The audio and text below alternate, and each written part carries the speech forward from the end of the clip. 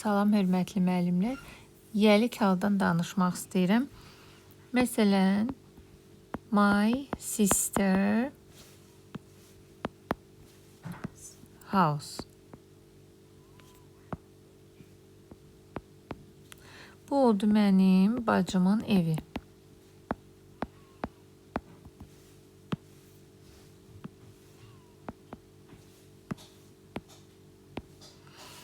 Və yaxud da mənim dostumun iti. My friend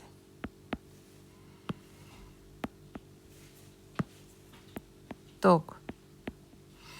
Deməli, yəlik halda nə qədər cümlədə in varsa, hamısı o qədər apostrof s var. Məsələn, mənim dostumun itinin quyruğu desəm, onda olacaq my friend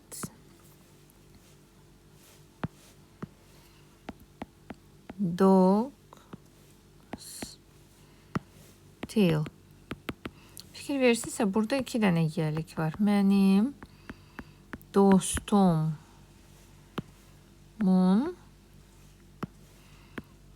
itinin quyruğu.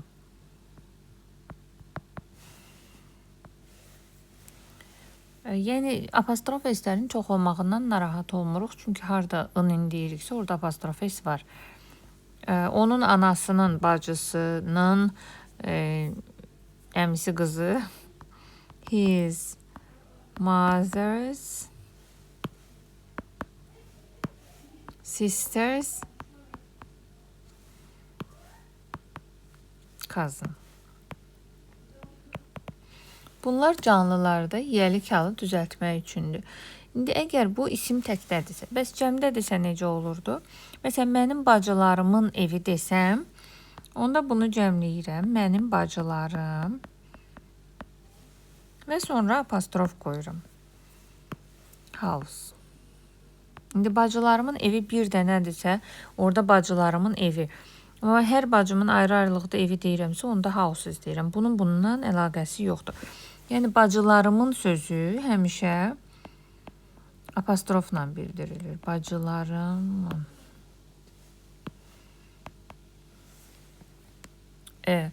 Bütün cəmdə olan sözlərin birinci cəmləri yazırıq. Teachers. Məsələn, müəllimlərin kitabları deyirəm. Teachers. Müəllimlər sözünü yazdım, sonra bir dənə apostrof qoyuram. Bəzi qaydasız cəmlənən isimlər hansılar ki, children'dır, mendir, mən sözünün cəmi, women sözüdür. Bunlar onsuz da cəmdir deyə, yəni biz elə bir ki, cəmi yazdıq, s-imiz yoxdur deyə bunlara rahat-rahat apostrof s qoya bilərik. Deməli, bunların təki olur child's, men's, women's. Cəmi isə olur children's, men's, women's. Bunlar canlılardır və uşaqların otağı desəm, children's room deyəcəm. Amma şərt o deyil də bundan sonra isim olsun. Məsələn, mən deyə bilərəm ki, bu otaq mənim uşaqlarımındır.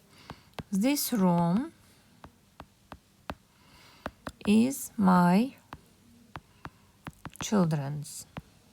Bu artıq oldu. Bu otaq mənim uşaqlarımındır. Və yaxud da deyirəm ki, bu açar kimindir? O da deyir ki, mənim oğlumun. It is my son's.